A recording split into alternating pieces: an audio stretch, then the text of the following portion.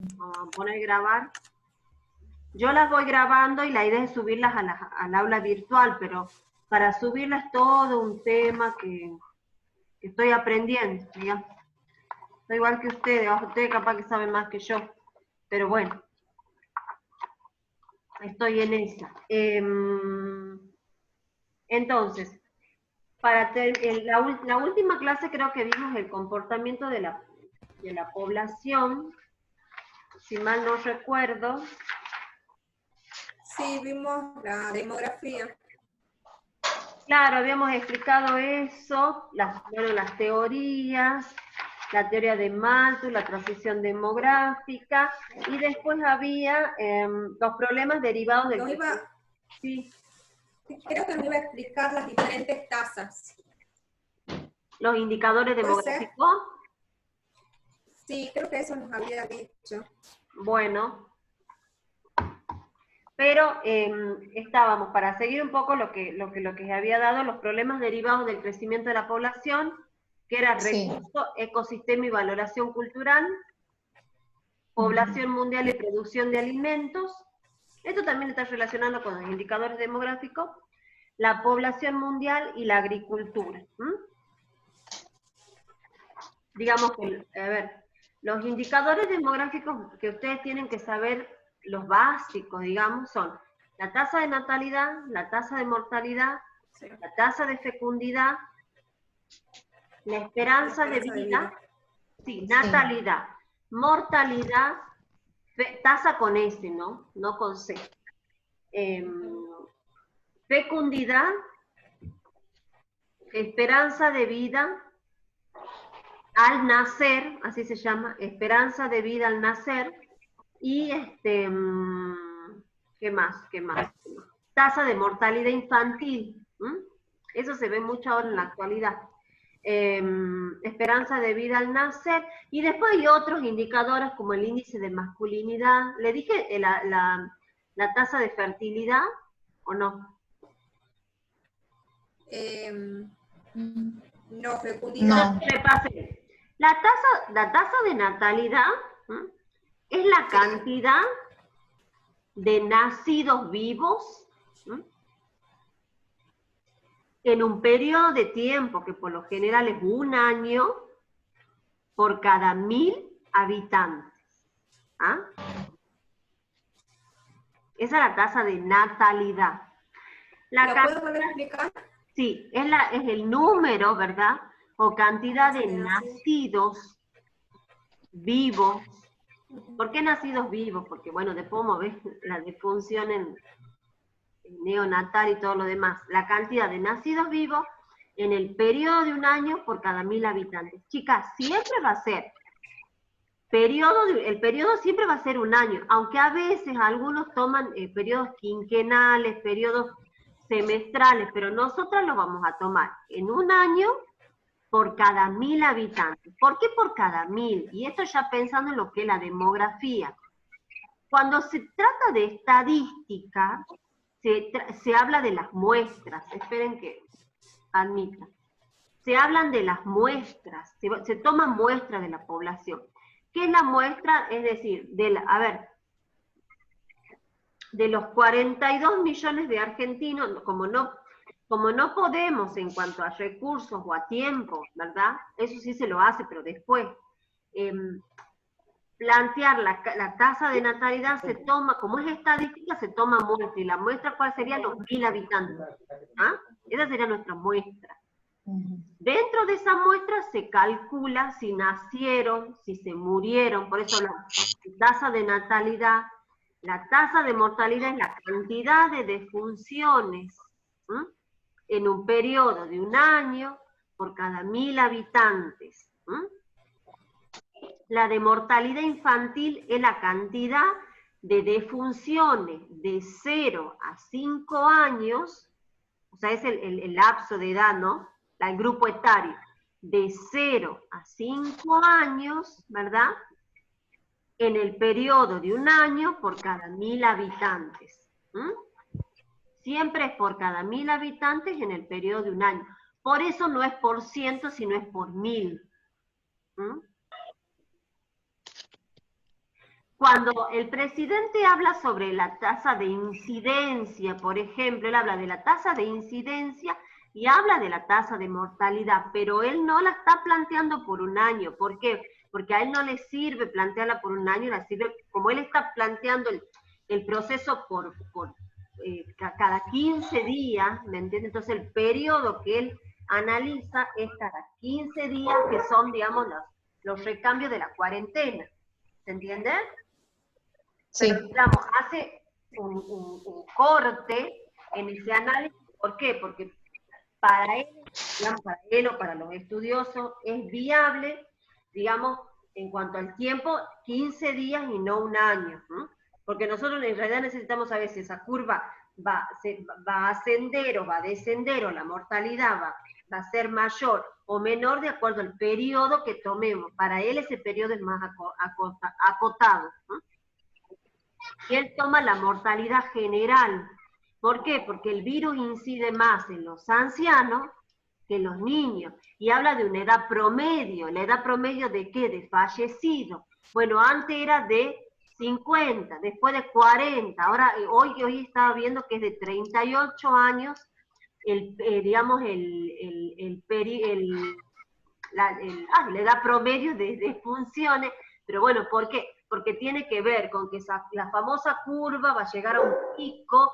El pico, ¿cuál va a ser? Va a ser aumento del número de muertos, o sea, el aumento de la tasa de mortalidad, no por causas naturales, es otra cosa, chicas, no por causas naturales, sino por el virus. Cuando nosotros pensamos en la tasa de natalidad y en la tasa de mortalidad, siempre hay que contextualizarlo, porque no es lo mismo analizar la tasa de mortalidad en época de pandemia que en época de no pandemia. ¿Me explicó? No es lo mismo morir de viejito y porque me llegó la hora a morirme porque me llegó el virus, o sea, ¿se entiende? No es lo mismo, por las causas de muerte no son las mismas. En el 2001, nosotros hemos sido noticia a nivel mundial. ¿Por qué? Porque la tasa de mortalidad infantil en Tucumán y en la Argentina era 20 a 30 por 1000, o sea, muchísimo.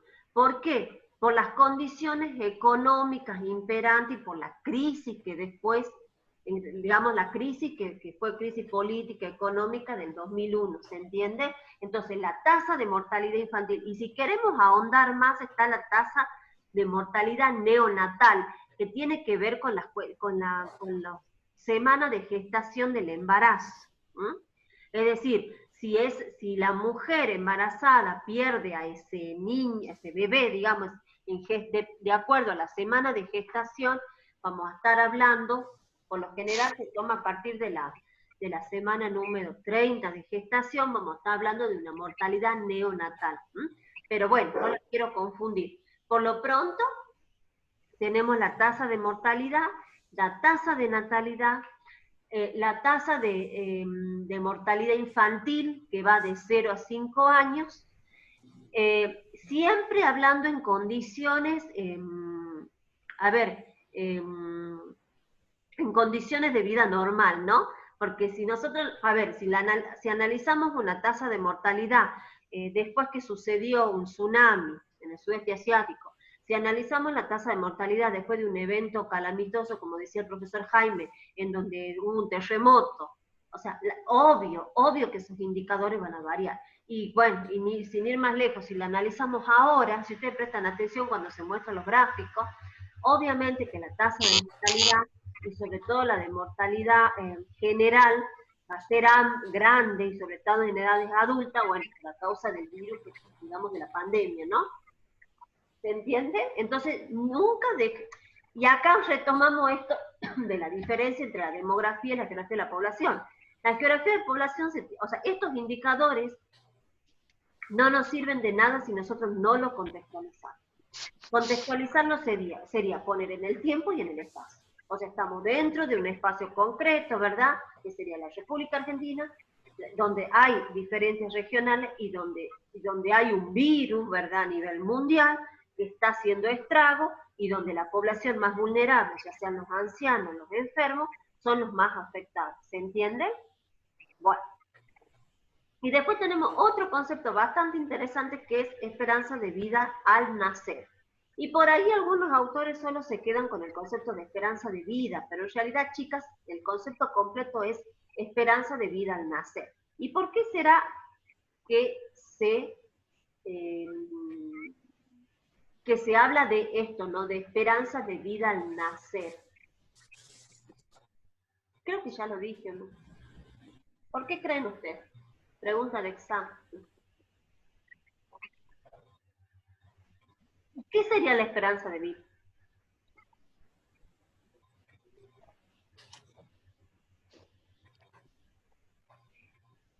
A ver. O sea, que sí. no se enfermen los bebés.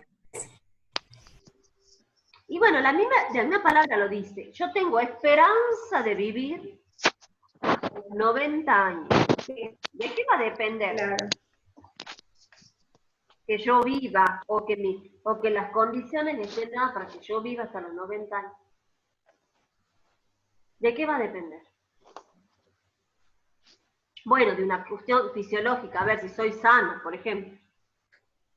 Genéticamente. Económica también. Bien, la cuestión económica, la cuestión cultural, la cuestión, bueno, fisiológica. Si yo, no sé, si mi madre tuvo cáncer, puedo heredar, Dios no permita, tener cáncer, por ejemplo.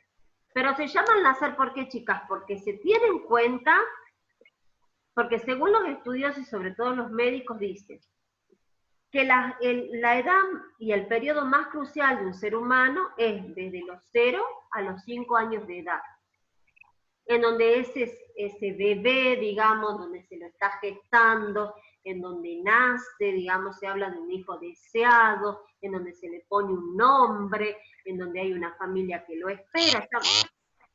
Familia, chicas, podemos hablar papá, mamá, mamá, mamá, papá, papá, no sé, subrogación de vientre si pensamos en, aunque estemos o no estemos de acuerdo, en otros países, alquiler, no sé, los embarazos, ¿cómo se llaman estos?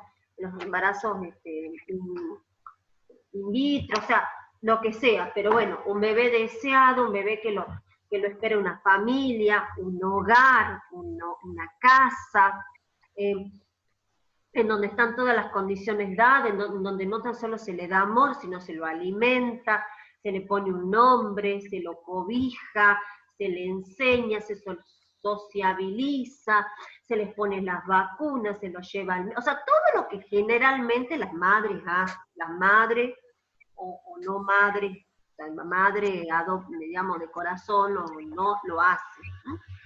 ¿Cuál es el problema? Cuando ese niño nace en situaciones vulnerables.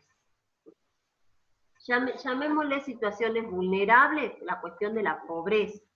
Si es una madre que vive en situación de pobreza y sobre todo pobreza estructural, cuando hablo de pobreza estructural son esas pobrezas que vienen acarreando no tan solo ella, sino la madre, la abuela, en donde hay un círculo vicioso donde no se puede salir, en donde hay mucha carencia, en donde hay mucha marginalidad, en donde está el hacinamiento, ¿no? Esto que hablan de los barrios populares, no por nada los barrios populares son los más contagiados, es porque, bueno, existe el hacinamiento, existe la vulnerabilidad, existe el desconocimiento. Bueno, esta madre, ¿no?, que no se hacen los controles, que tiene bajo peso, que no se pone las vacunas, que no se hacen las ecografías, que nace ese niño desprotegido, ese niño que quizá no tenga la leche necesaria para amamantarlo, que tampoco tenga dinero para comprar la leche que el niño necesita, en donde vive en un hogar precario, o sea, todas cuestiones que hacen que ese niño no tenga, desde el amor, desde la comprensión y desde la comida, desde el cobijo y desde el hogar, no tenga algo más o menos normal y estable, ese niño, dicen los estudiosos, sobre todo los médicos, va a tener problemas de crecimiento, va a tener problemas de sociabilización, va a tener problemas en la escuela, son chicos que aprenden a leer y escribir tardíamente, son chicos que tienen problemas de aprendizaje, problemas de concentración, problemas de memoria. ¿Por qué? Porque son chicos desnutrida la madre, desnutrido el hijo, chicos que crecen en ambientes de violencia, en ambientes de hacinamiento, de pobreza extrema, que se crían en la calle, bueno, una serie de situaciones que hacen que ese niño en un futuro, digamos, pensando a futuro, no tenga un desarrollo y una vida saludable. Entonces, a ver, ¿se puede revertir? Sí, muchas de esas cosas se pueden revertir. Pero bueno, ahí está el Estado para ayudar. ¿Qué pasa cuando no se revierte? Ese chico termina o en situación de calle, termina o en situación de drogas, ¿verdad? Deja la escuela, o en situación de delinque, ¿verdad? Entonces, es muy complicado y es muy complejo cuando uno habla de esperanza de vida al nacer, ¿ah? Entonces siempre se toma hincapié en las edades más vulnerables, que son los recién nacidos, o las madres embarazadas. Por eso todos los programas de ayuda, no por nada la asignación universal por hijo es ley. ¿Por qué? Porque asignación universal por hijo. ¿Qué les da bueno, a mí no me da ni pero ¿qué les da la asignación universal por hijo? ¿Y por qué? Aparece. Una ayuda económica. ¿Una ayuda económica a quién? Y bueno, a las madres vulnerables, porque no nos olvidemos que ahora se habla de jefas de hogar. ¿Ah? Antes el que era jefe era el padre, bueno, ahora no, ahora es la madre, ¿verdad? La que tiene que salir a trabajar, la que tiene que salir, a veces cuando hablamos de pobreza estructural hablamos de personas que trabajan de la calle, ¿verdad? En la recolección de cartones, recolección de botellas, los chicos por ahí dejan la escuela para ir a trabajar, o sea, situaciones muy complejas en donde la situación se puede revertir, sí, pero con mucho trabajo, y los que no se revierten son chicos que terminan marginados, ¿no? Chicos, ¿y qué es la marginación? Dejarlos de lado. El mismo sistema y ellos mismos, ¿no? Se van. A mí me ha tocado alumnos en donde hasta se sienten incómodos por solo hecho de ser diferente, y se van de la escuela o no vuelven a la escuela. Entonces ahí está el Estado que los va a buscar, las políticas de Estado, ¿no? La asignación universal por hijo, el cobrar esto de jefe de familia, el plan Nacer, y un montón de cuestiones que vienen a soslayar o a tratar de, bueno, de subsanar estas cuestiones. ¿Por qué? Porque en un futuro esta persona, este individuo, difícilmente sea una mano de obra calificada. Y cuando Profe, hablo de... Sí, ¿por eso también la tarjeta alimentaria es de 0 a 5 años? bien, hasta esa no la conocí. Sí, por eso. Y de 0 a 5, ¿no? Mire, ahí lo está diciendo clarito. Ahora que lo Sí. utilicen para eso es otra cosa. ¿Eh? Pero toda esta ayuda, ¿para qué? ¿Para quién? Para el más vulnerable, para el más necesitado. Y volviendo a esto, difícilmente, y Dios quiera que lo podamos revertir, pero difícilmente estos individuos el día de mañana sean mano de obra calificada. ¿Y qué quiere decir mano de obra calificada? Que puedan estudiar, que terminen la secundaria, que puedan seguir una carrera universitaria, terciaria, que puedan... A ver, chicas, no hay mejor mecanismo para salir de la pobreza que la educación. O sea, si yo no me educo, difícilmente pueda salir de la pobreza. No sé si es el único camino, pero creo que es el más viable. Y esto, pensemos en países del primer mundo, o sea, pensemos en Estados Unidos, no, en Estados Unidos no, en Japón. Japón tiene la tasa de alfabetización más elevada. ¿Por qué? Porque todos están alfabetizados, todos saben leer y escribir. También hay que pensar la cuestión cultural, ¿no? O sea, ellos culturalmente son diferentes, ven la vida de otra manera. Ellos, no nos olvidemos que han sido bombardeados 2 veces. Ellos son personas, el ave fénix le dicen, porque renacen de las cenizas, o sea, se caen, se vuelven a pararse. ¿Me explicó?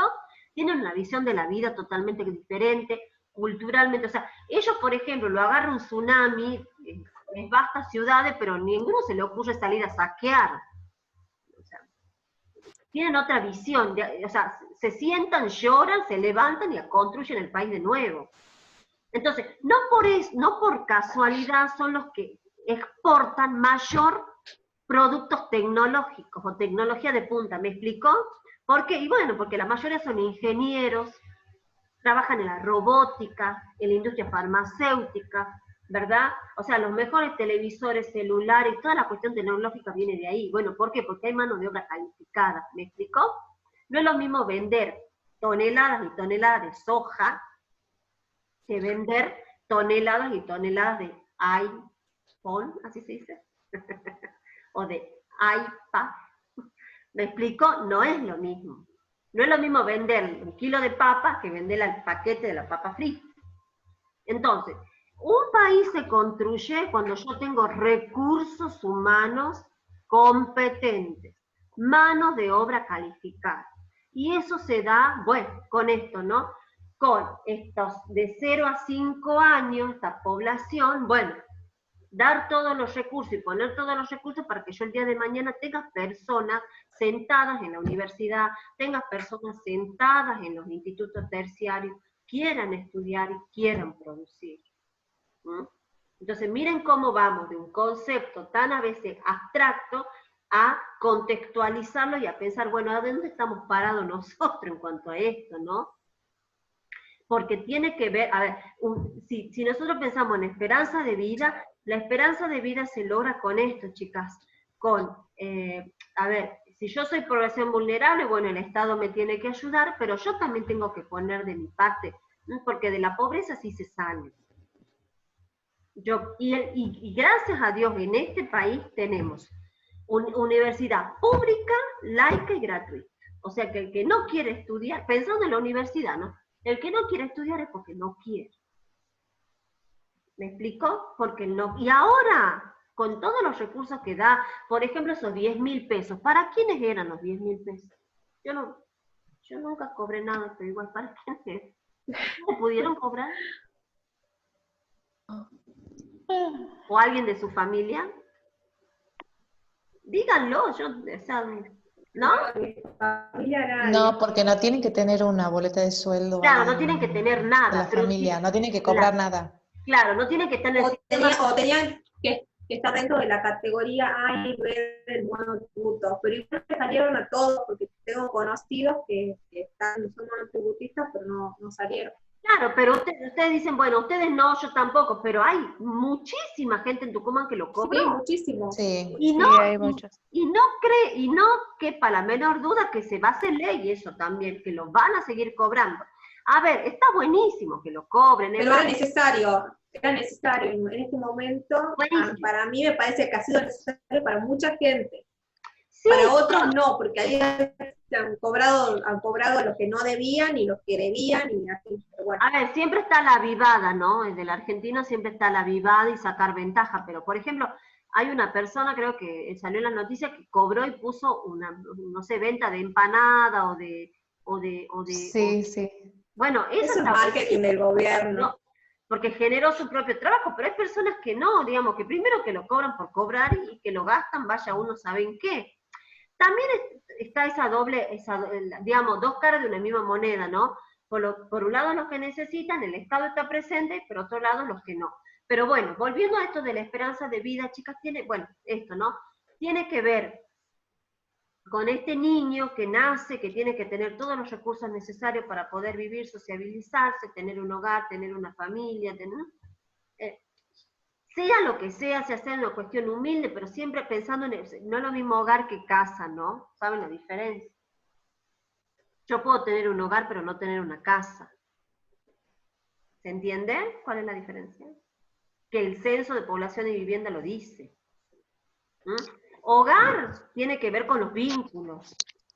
A ver, puedo no tener madre y padre, pero puedo tener un abuelo que cumple la función de padre y puedo tener una abuela que cumple la función de madre.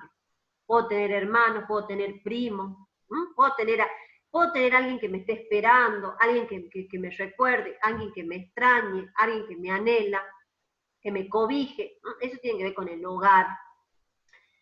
Y la casa, digamos, la vivienda tiene que ver con lo construido. A ver, yo puedo vivir en una piecita, y ahí pensamos en el hacinamiento, y tener un hogar. Pero hay, ¿qué pasa? Que digamos, cuando hablamos de pobreza, que en una vivienda hay 3 hogares. ¿Me explico? O sea, hay mucha gente viviendo en un solo espacio. Y eso es lo que sucede con estos barrios marginales del AMBA o de Buenos Aires, en donde, ¿por qué se contagiaron? Porque los vínculos son tan estrechos, ¿verdad? Y la circulación del virus es más grande, ¿se entiende? Lo mismo pasa con Brasil. Todo el mundo dice, más allá de las que hizo malas cosas Brasil, o sea, ¿por qué se contagia? Bueno, porque la población es mucho mayor, los vínculos son mucho más estrechos, es decir, a ver, no es que yo viva acá y mi vecino vive pasando la tapia, no. Quizás no tengo tapia, tengo una tela, quizás vive, no sé, a la par mía, son las villas miserias como barrios son muy complejos, no sé si, y las favelas ni qué hablar, entonces el vínculo es mucho más estrecho y la circulación del virus obviamente que es mucho más, entonces los contagios son más, o sea, ustedes van a un country y nadie se los contagia en un country, o sea, son muy pocos, o sea, no van a escuchar, ay, en el country, la yunga y 50 contagios, a no ser que hagan una fiesta privada y vayan todos, como el casamiento ese de los judíos, no sé de quién. No saben.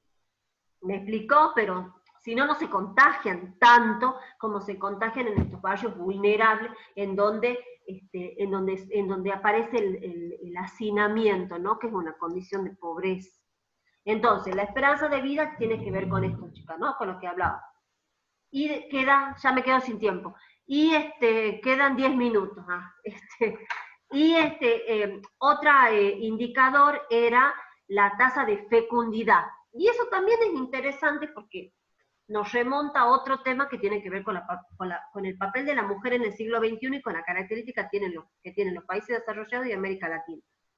La tasa de fecundidad es el promedio de hijos que tiene una mujer.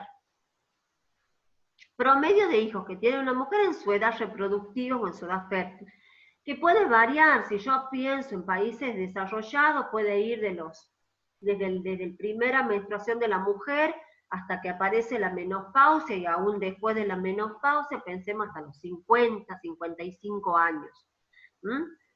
Y en América Latina es como que ese periodo se acorta, digamos, el periodo de fertilidad se acorta, pero la cantidad de hijos aumenta, no sé si me explico. La tasa de fertilidad en muchos lugares de Europa, y sobre todo en la Europa occidental, es 0. O sea, las mujeres no tienen hijos, y no porque no quieran. No, perdón, no porque no puedan, sino porque no quieren. Y ya vamos a ver por qué. Mientras que en América Latina, el periodo de fertilidad se achica y tiene que ver con las condiciones de salud de la mujer y de cuidado de la mujer de su cuerpo, ¿no? Tiene que se achica, pero la cantidad de hijos aumenta. Y ahí también nos podríamos preguntar, ¿tiene que ver con lo cultural? ¿Tiene que ver con el modelo de familia? Lo cultural hablo de lo impuesto, ¿no? O sea, esto de que nos meten en la cabeza desde chica, bueno, a ver, la mujer se viste de rosa, nació para engendrar hijos, nació para, bueno, en la época de mi madre, para la casa, el hombre para la calle y el trabajo. Hoy ustedes, mujeres del siglo XXI, no lo piensan así, digamos. No creo que le estén diciendo que hacen y que deseen en su casa, lavar y planchar, no. Pero existe. Hay gente que sí te dice. Todavía hay gente que te dice. Bueno, todavía hay un discurso. Todavía hay que... Sí. Digo que hay como un discurso dando vuelta, ¿verdad? Implícitamente en donde venimos acarreando, incluso hasta el modelo de familia desde lo católico, ¿no? La Sagrada Familia, la familia Ingalls, corriendo por la pradera y el hombre trabajando, la mujercita, no sé si vieron la película, las niñas que lo esperan al padre que viene de la guerra y se sientan en su regazo a que él le lea un libro a la luz de la chimenea y la madre tejiendo, o sea, un modelo de familia que no, que de cuento, que de película. Entonces, el papel de la mujer fue cambiando. ¿Qué pasa en América Latina? Por ahí tenemos los rasgos, digamos, el arraigo cultural, esto de que tenés que tener un hijo, y si uno no tiene un hijo, no entiende por qué no tener un hijo, ay, algo le debe pasar, está medio rara, ¿se entiende? Y otra cosa es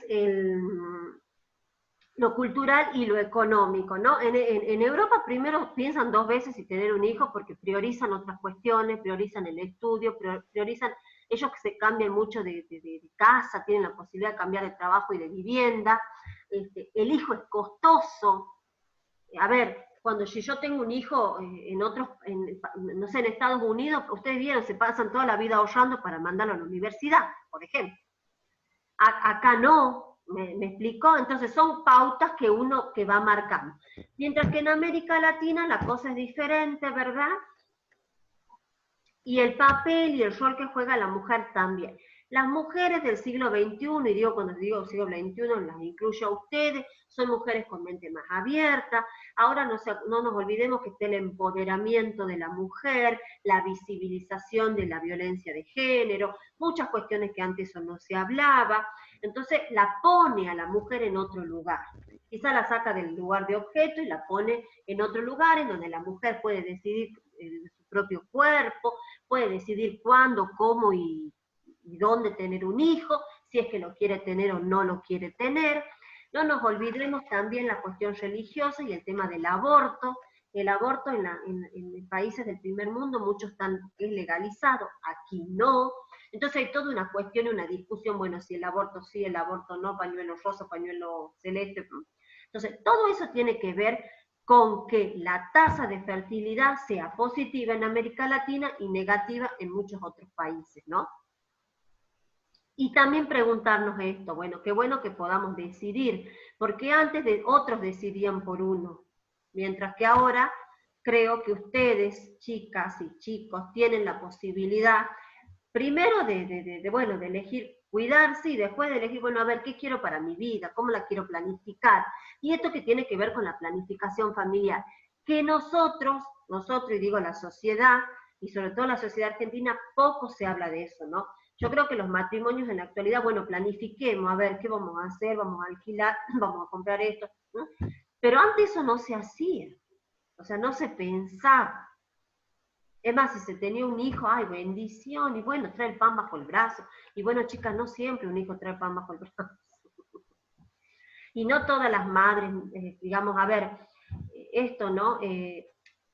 Digamos, el tener un hijo no es condición necesaria para ser mujer. Uno puede ser mujer y puede seguir siendo mujer y sentirse mujer sin haber parido un hijo. O sea, esas son digamos, los pensamientos modernos, ¿no? Uno puede parir un hijo de diferentes maneras. Puede adoptar o puede elegir una vida sola. Hay mujeres que deciden vivir su vida sola.